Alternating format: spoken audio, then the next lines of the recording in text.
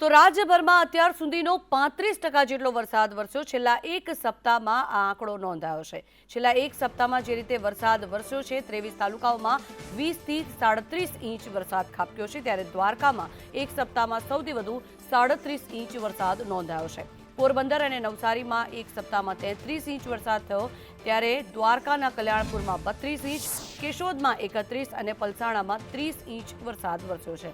માણાવદર પર નજર કરીએ તો 28 ઇંચ વરસાદ થયો, ત્યારે વિસાવદરમાં 27 ઇંચ, ખેરગામમાં 27 ઇંચ વરસાદ થયો, ત્યારે ઉમરગામમાં 26 ઇંચ અને વંથલીમાં પણ 26 ઇંચ વરસાદ વરસ્યો છે। નજર વલસાડ તરફ કરીએ તો 25 ઇંચ વરસાદ વલસાડમાં પણ નોંધાયો છે। આ આંકડા જે આપના સુધી પહોંચાડી રહ્યા છે છેલ્લા એક સપ્તાહના આંકડા છે। 23 તાલુકાઓમાં છેલ્લા એક સપ્તાહમાં 35% જેટલો વરસાદ વરસ્યો છે।